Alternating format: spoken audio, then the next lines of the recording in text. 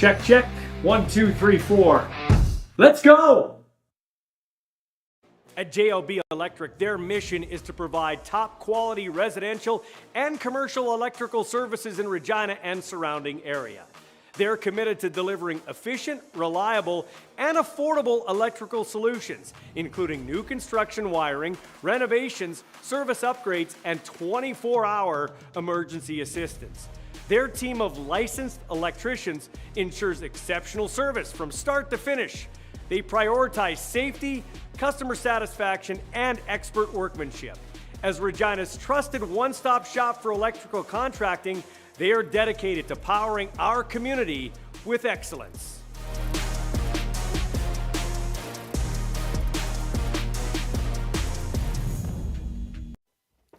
Taking Cuts with Caleb Joseph for JLB Electric. So before we get to, you're a football guy, I'm assuming, like you watch football, probably more college than pros, but how about, it's funny how its team can just, their season can go up in smoke. Like look at Joe Burrow is going to be out 3 months now with that toe.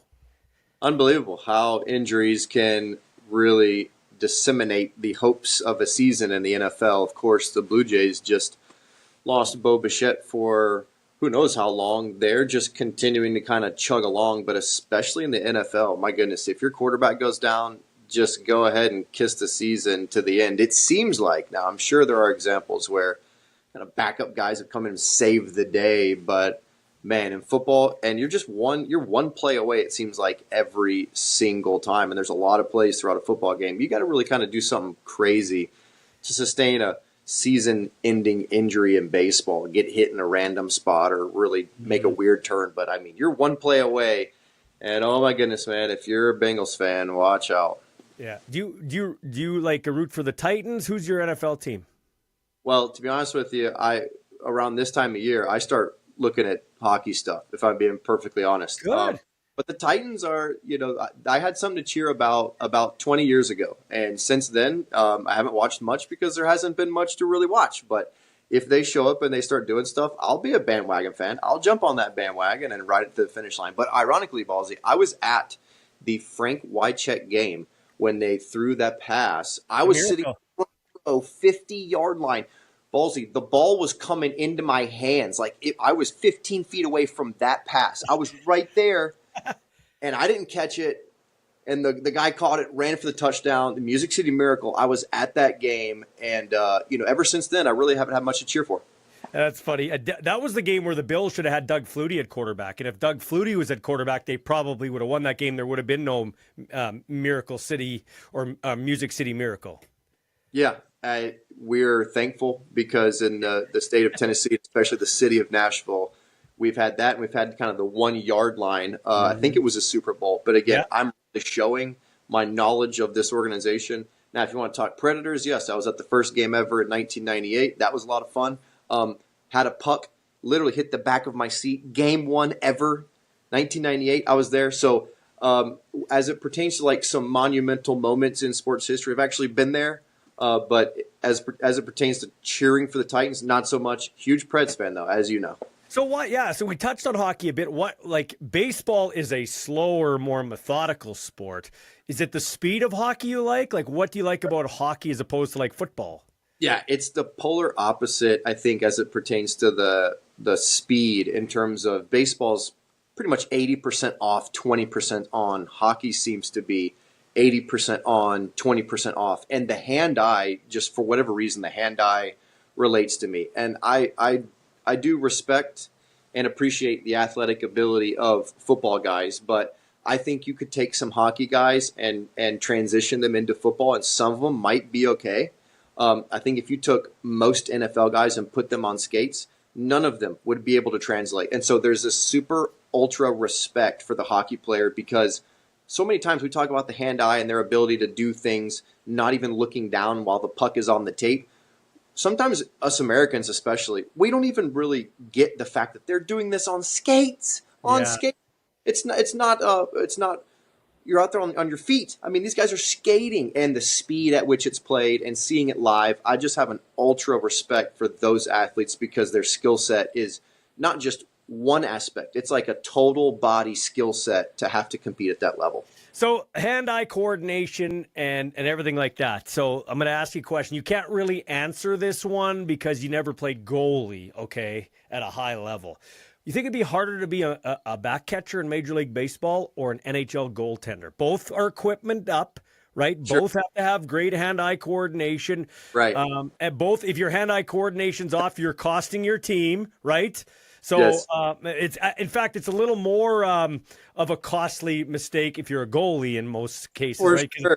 Right. So what would be tougher, being a catcher or being a goalie?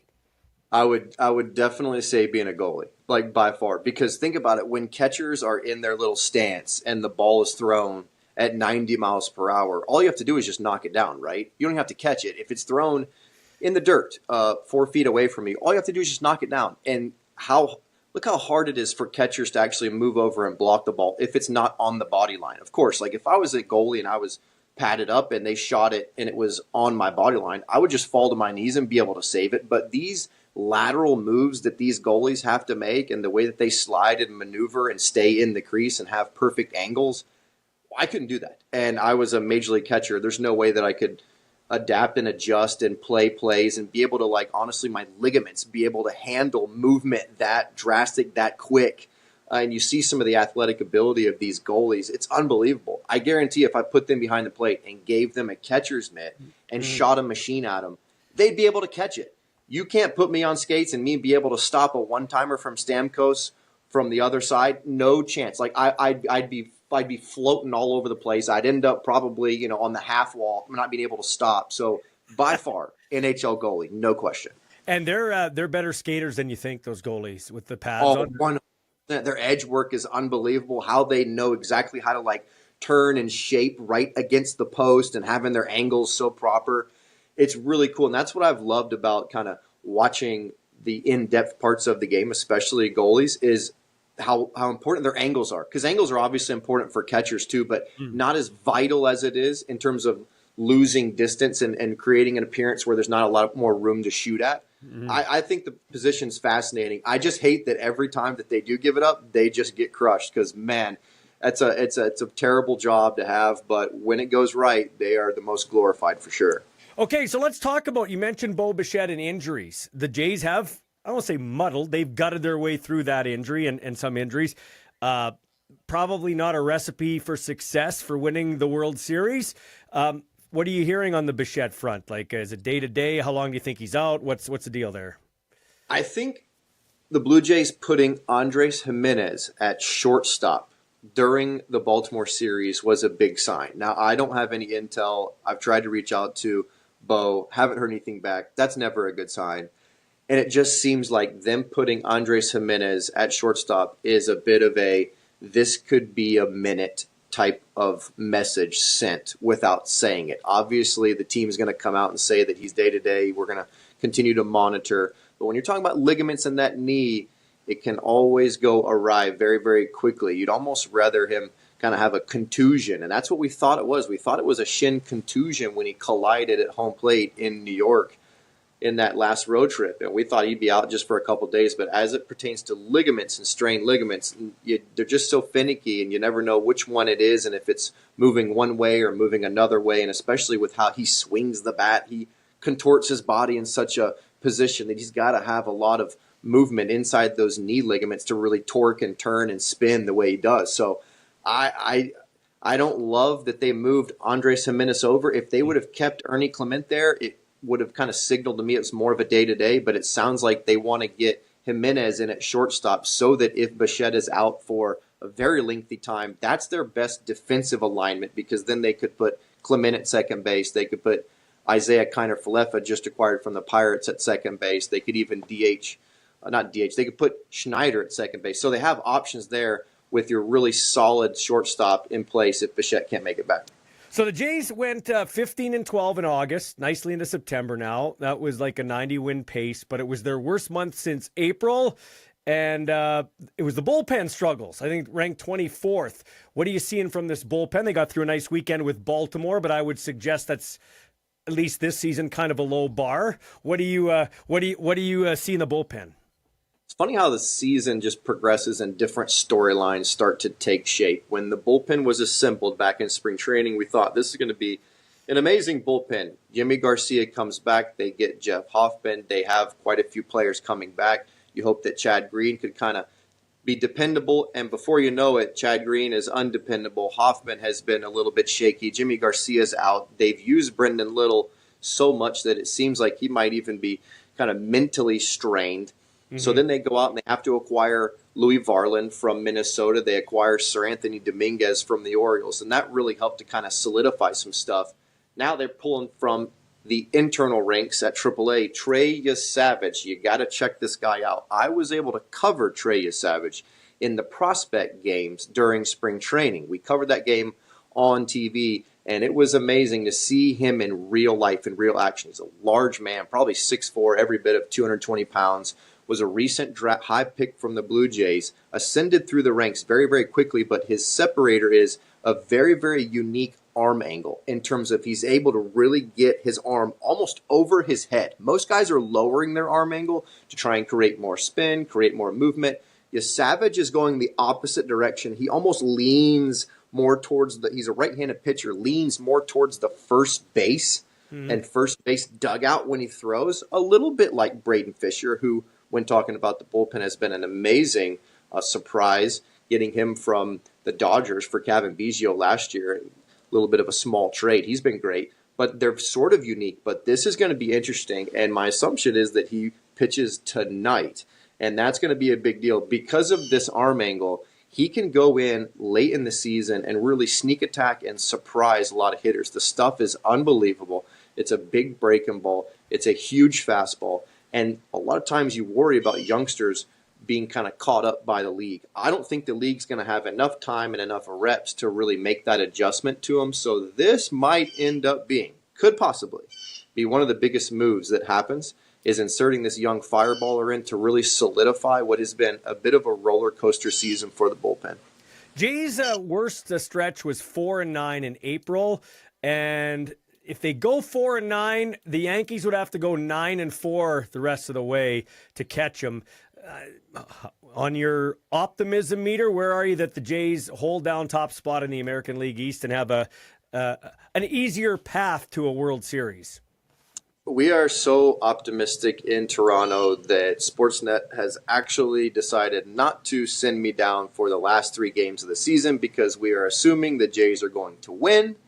And they're going to have a deep playoff run. So give me a couple extra days at home to then start a very deep playoff run. Yes, flights can be changed. Flights can be canceled if they find a way to make this tighter than possible. But Don Mattingly had a quote last night. Don Mattingly, bench coach for the Blue Jays, and he said, this team just truly looks like they're having fun. And I promise you, they do. They look like they're having a blast. And you know why? Because they're winning.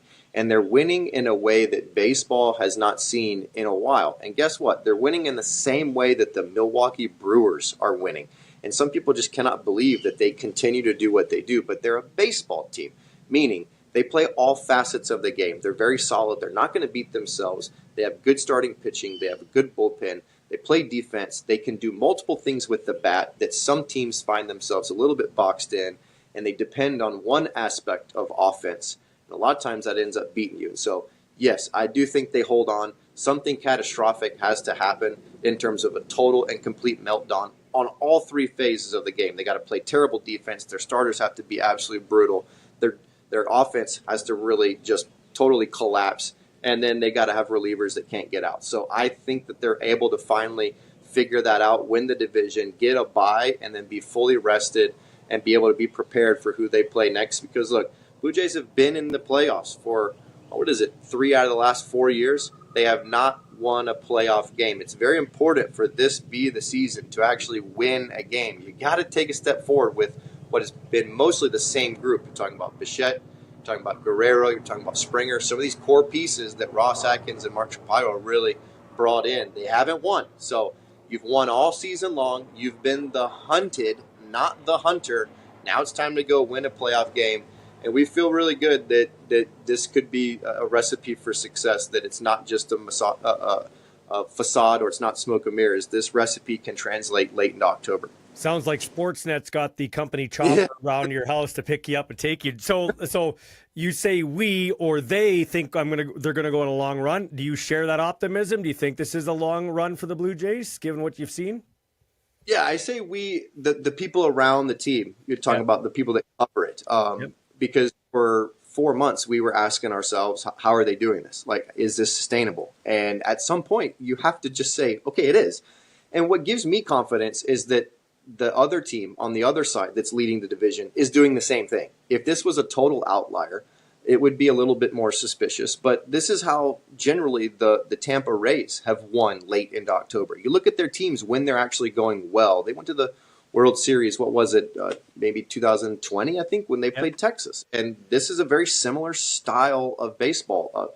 You look up and down the lineup, and they have sporadic power, but they get on base a ton, and a lot of the ingredients are the same. They're a baseball team, and so that's why I've always thought that they were a high contact, create traffic, generate 4 or 5 hits in one inning, and get it done. And everybody for the last 5 years has been saying, you can't do it. You know how hard it is to get 5 hits. You got to hit the 3-run homer. And I never believed that because I thought, well, yeah, if that's how your team's designed and all you try and do is hit a homer, yes, you're not 5 hits. But what if your team is designed to get hits and you're not fully trying to get home runs every single at bat? If you actually prioritize contact and you reward contact, and everyone 1 through 9 does that, you can get 4 or 5 hits in an inning. And they're proving that even as the velocities, even as the pitchers are getting better and better and better, they're able to actually do it. So some of these theories are kind of being debunked as we speak, and I love it because I love the game kind of returning back to normal baseball. Well, and we've talked, it's well documented, I'm a Padres fan, but I will say this, I actually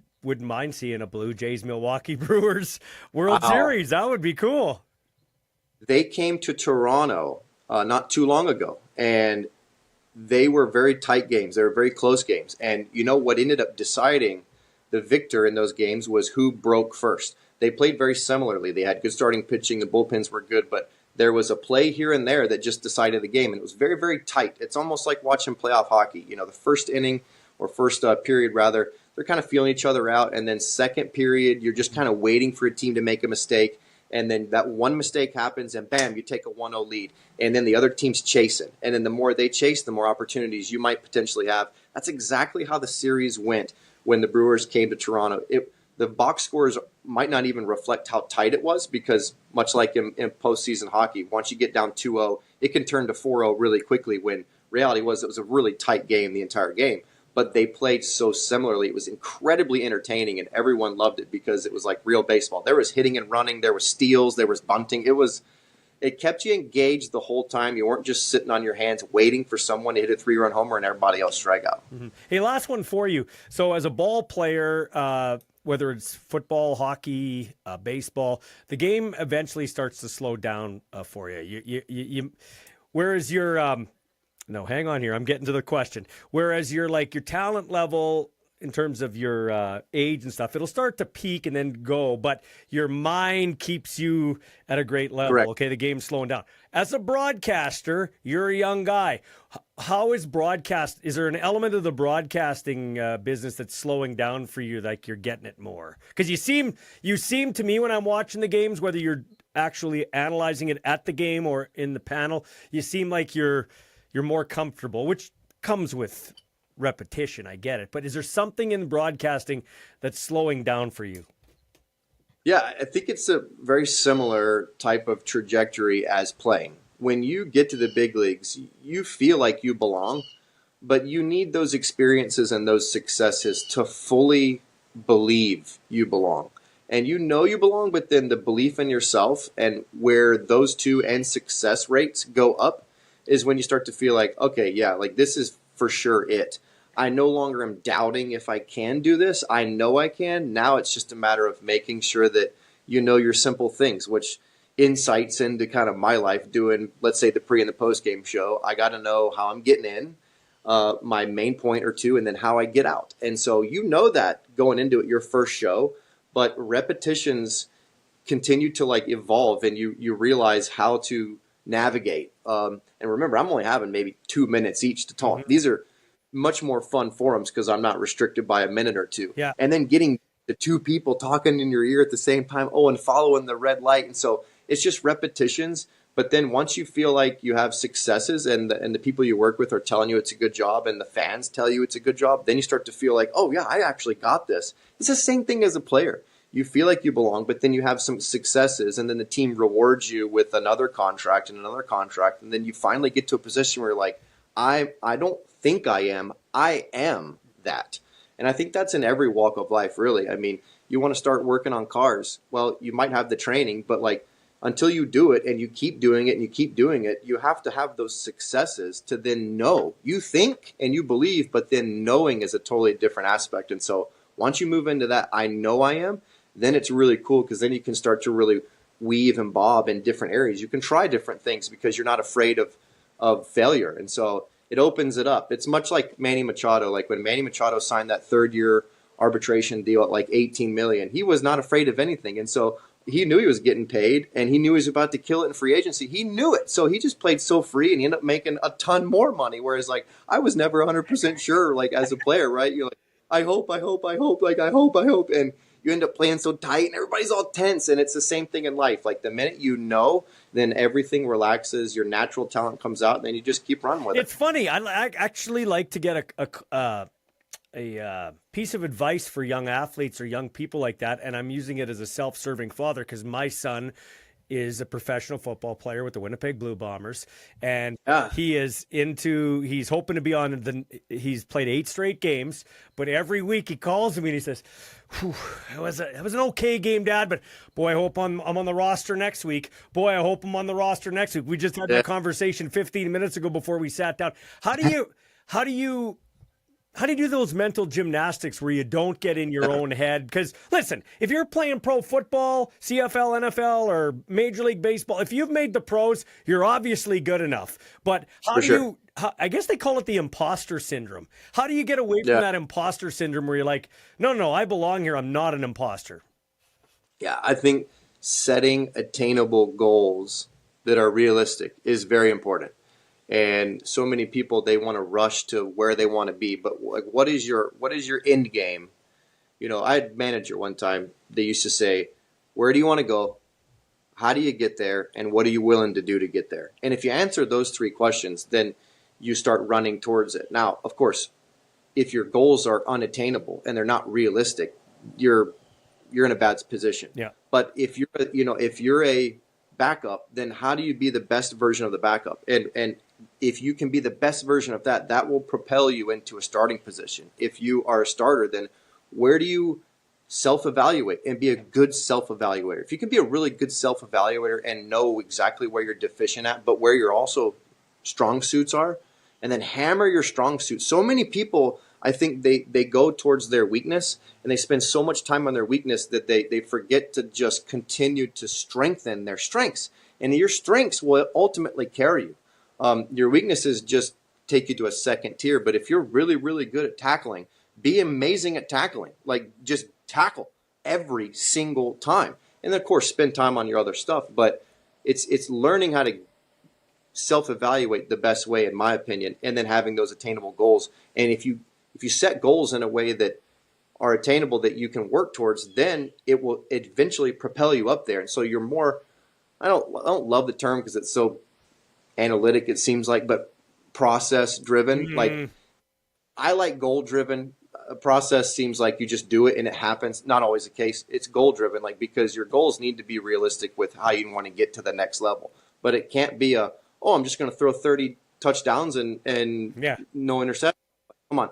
Like, no, is it your footwork? Is it your checkdowns? Is it your mental ability to stay in the moment? Is it your breathing? Like these are all things that you have to figure out. And that's what, if you care about it most often, you can find those goals. And that's what I have fortunately been able to sort of get a leg up on, is like in this aspect of it. I used all those experiences that I failed in baseball to finally get into this position where it's like, okay, here's what I know I need to do. My preparation, breathing, blah, blah, blah. Even posture. Mm-hmm. I had no idea that posture was so important when talking on TV. Yeah. I mean, I'm just like slumped over here, but like being in a certain posture helps you breathe. It helps you talk better. So these small things that start to add up, and then before you know it, you're where you're at. Hey, man, this has been fun. Can't wait to catch up in the playoffs with you. It could be a memorable run, but I always appreciate your time. You got it, Ballsy. Take care, man.